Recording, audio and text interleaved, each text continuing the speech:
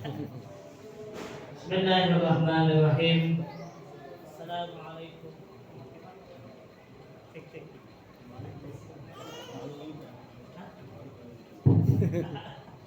Bismillahirrahmanirrahim. Assalamualaikum warahmatullahi wabarakatuh.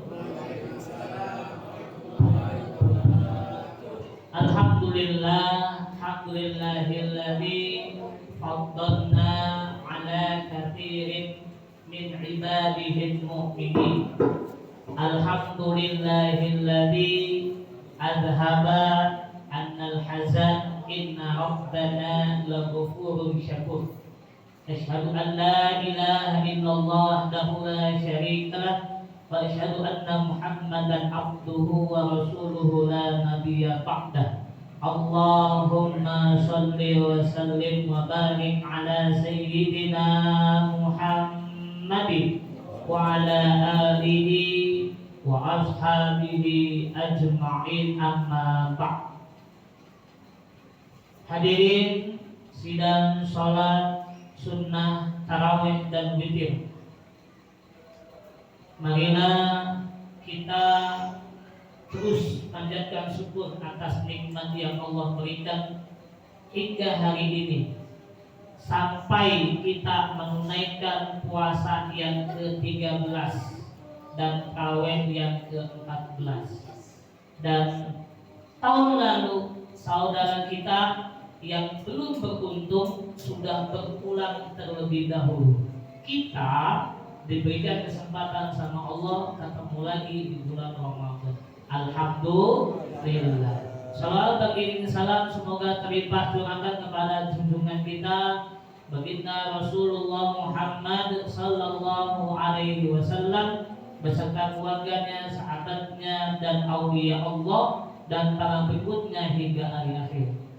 Hadratul karamin, para asatidz, kiai dan para habaib, dan hadratul karamin yang saya muliakan, Ustadz Tursono, kita doakan bersama semoga senantiasa beliau diberikan kesehatan oleh Allah, dipanjangkan usia dunianya dan dibanyakin rezekinya yang halal lagi baik. Dan juga untuk kita semua, kita berdoa kepada Allah semoga senantiasa Allah memanjangkan usia dunia kita untuk taat ibadah kepada Allah. Al-Fatihah. A'udzubillahi minasyaitonir rajim. Alhamdulillahirabbil alamin arrahmanir rahim maliki yaumiddin. Iyyaka na'budu wa iyyaka nasta'in ihdinas siratal mustaqim. Shiratal ladzina an'amta 'alaihim ghairil maghdubi 'alaihim waladdallin. Ramadan sudah ke-13, berarti sudah masuk fase yang kedua, fase maghfiratum minallah atau ampunan Allah. Di dalam Ramadan itu ada 5 kemenangan. Kok 5 kemenangan? Bukannya 1 ya di dalam Ramadan. Itu cuma hari raya Idul Fitri. Bukan Pak, Bu. Di dalam Ramadan itu ada 5 kemenangan. Yang pertama, la'allakum tattaqun. Yang kedua, nuzulul Quran. Yang ketiga, Lailatul Qadar. Yang keempat, Idul Fitri. Yang kelima adalah minal a'idin wal fa'idin.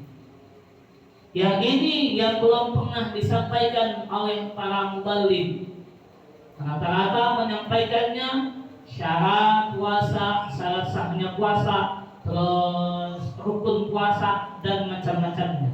Saya menyampaikan ini biar kita sama-sama mengenang hal-hal yang seperti itu. Yang pertama, la'allakum tattaqun. Di dalam surat Al-Baqarah ayat 183. Kita semuanya udah hatam surat Al-Baqarah ayat 183. Terakhirnya apa? La'allakum tattaqun. Tidak ada judul ceritanya la'allakum tattaqun dibarengi dengan tidur terus-menerus atau hasil merem. Enggak ada la'allakum tattaqun itu hasil merem, enggak ada. atau hasil tidur nggak ada la'allakum tattaqun. Adanya la'allakum tattaqun itu hasil nonton, hasil melek, itu baru la'allakum tattaqun. Ciri orang bertakwa apa? Memanfaatkan sebaik mungkin apa yang diberikan sama Allah. Contohnya apa? Ketika panggilan azan, hayya 'alas shalah.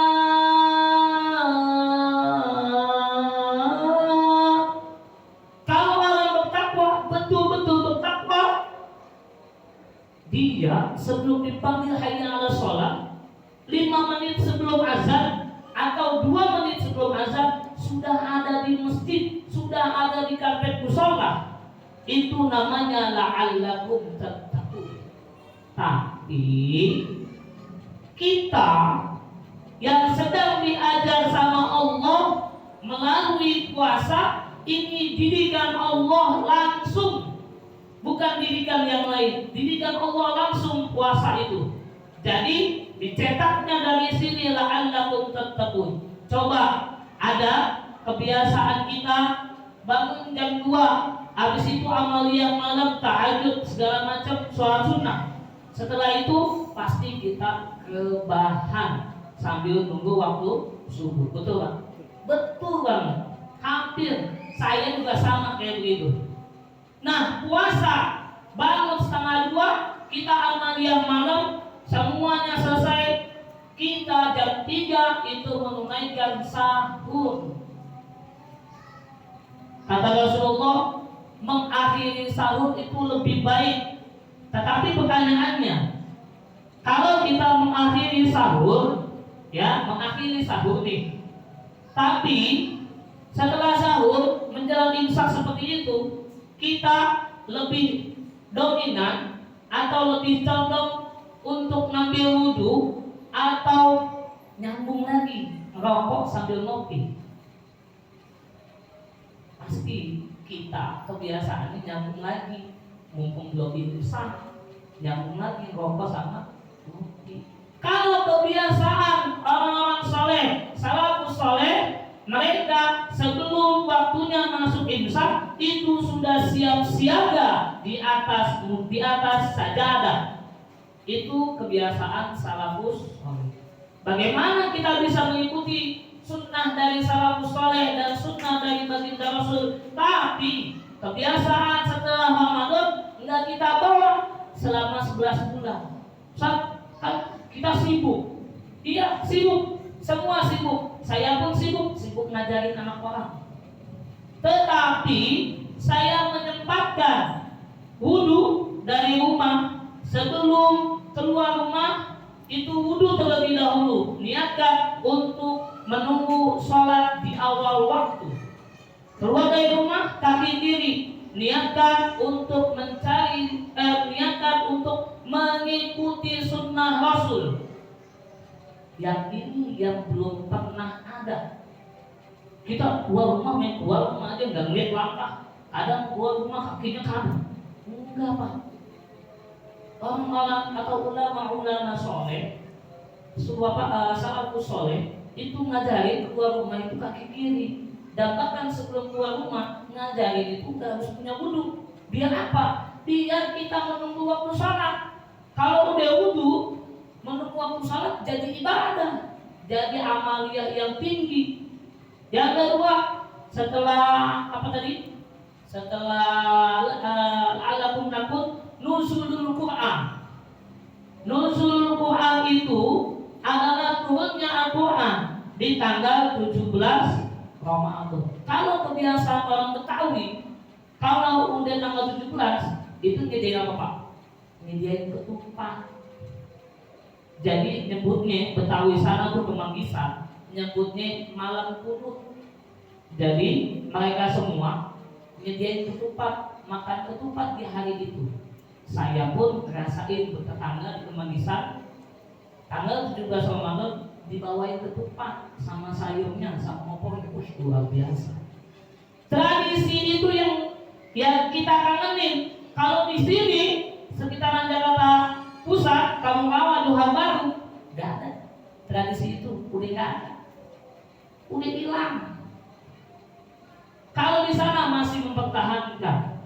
Kenapa? Karena malam itu malam di mana turunnya Al-Quran, malam di mana semua itu doa diijabah sama Allah. Karena yang turun itu bukan kitab sembarangan, tapi kitab suci. Yang ketiga, Lailatul Qadar. Lailatul Qadar pun nggak tiba-tiba kita dapat, tapi harus ada usahanya. Apa usahanya? Pertama, menjaga lisan.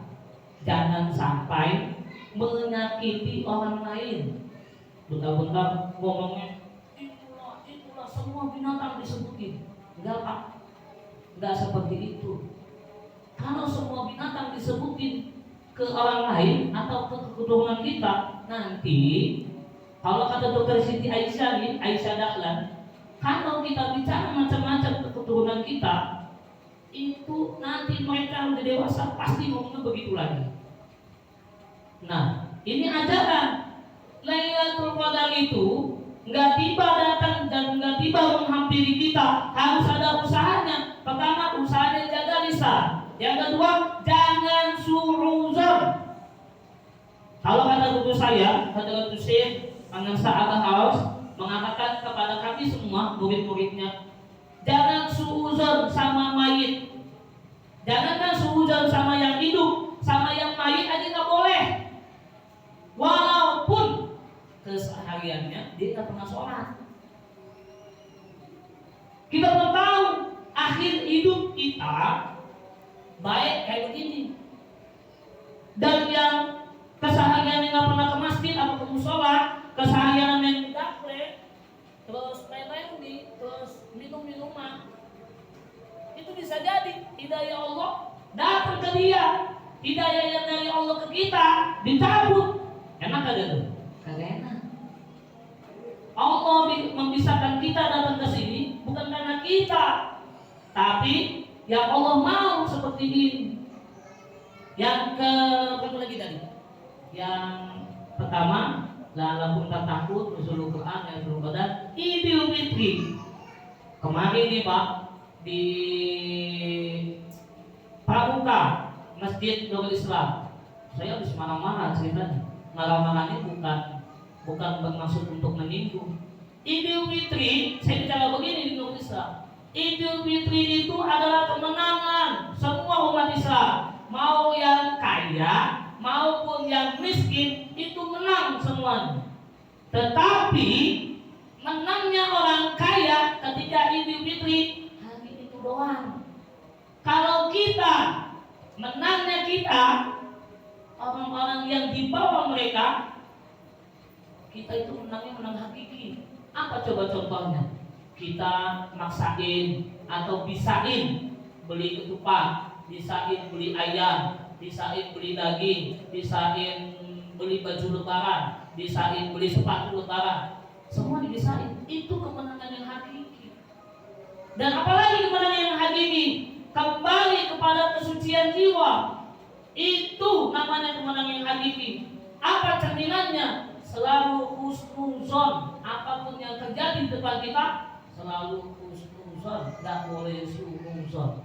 Yang terakhir, minal aizin wal faizin. Kembali kepada Allah dengan hati yang lapang atau hati yang bersih. Ini didikan. 5 kemenangan ini didikan yang tidak ada di ajaran yang lain, tidak ada, tetapi adanya di umat Islam. Makanya kita manfaati ini sebaik mungkin, mumpung nyawa masih di kandung badan. Kalau nyawanya udah pisah, udah repot. Memang di alam kubur kalau lagi kita meninggal puasa, kita dapat diskon dari Allah. Tapi setelah Ramadan habis sama malaikat, nggak ada diskon lagi. Selesai ceritanya. Makanya kita diberikan kesempatan oleh Allah, kita bersama-sama wabil khusus kepada diri pribadi. Saya tidak ada bermaksud untuk mengajari atau menggurui, tapi kita saling mengingatkan. Dan Kemarin itu kemarinnya saya dengan orang-orang kaya, dia sodako, mereka sodako ketika Ramadan doang sodakonya, tapi dua Ramadan mereka sodakonya jarang kita lihat. Kalau mau sodako, ini orang-orang kaya yang dengerin suara saya nih, kalau syukur diterima, nggak syukur terserah, nggak diterima nggak apa-apa lah. Orang-orang kaya nih saya kasih tahu, kalau mau sodako jangan Ramadan doang. Mentang-mentang Allah kasih diskon besar-besaran Ramadan, pahala banyak-banyakan. Oh, mereka berlomba-lomba sodako. Lah, kita pernah terjadi Pak di zaman Rasul. Jadi ketika itu ada orang miskin ngadu kepada Rasulullah, ya Rasulullah, saya sedekahnya pakai apa? Mereka sedekahnya pakai harta. Lah, saya pakai apa ya Rasulullah? Saya punya manusia orang miskin, sedekahnya pakai apa? Apa jawaban Rasulullah? Sodakonya orang-orang kaya itu adalah subhanallah, alhamdulillah, wala ilaha illallah, Allahu akbar, wala haula wala quwata illa billah. Itu orang kaya, memang dasar ya, kupingnya kurang ajar gitu. Jadi nih kupingnya kadang nih orang kaya di zaman Rasul. Ji, enak banget jadi orang miskin ya. Sedekahnya cuma gitu doang. Lah, kita capek-capek nyari duit, sodakonya mesti ngeluarin 2,5%. Yang orang kaya sedekah 2,5% itu kecil. Jangan tiap tahun doang sedekahnya. 2,5% itu bukan sedekah, tapi zakat mal. Sedekah mah kalau bisa tiap bulan. Tiap bulan kanan kiri diperhatiin. Kenapa banyak orang yang pindah agama? Karena orang-orang kita ketika tersulut baru nyambung. Tapi kalau nggak kesulut, nggak nyambung, nggak saling bersatu, nggak saling waktasimu. Nah, tugas kita itu ada di sini, jaga kamu. Tugas orang yang punya duit, orang kaya, tugasnya apa? Mengayomi, memberi. Jangan sampai ngegenggam dulu. Itu duit bukan duit kita, tapi duit ada orang lain. Jadi kita yang notabene tidak diberikan kemampuan oleh Allah berupa harta, saudara kita gampang, dan kita dijadiin saksi sama Allah. Persaksiannya itu harta-harta kita nggak terlalu banyak, cuma sedikit ditanyain. Makanya kita bersyukur masih diberikan kemampuan oleh Allah untuk bisa mencari rezeki dari Allah. Semoga Allah Subhanahu wa taala memanjangkan usia dunia kita, dan Allah Subhanahu wa taala berkahi semuanya, segalanya dan selamanya. Al-Fatihah. A'udzubillahi minasyaitonir rajim.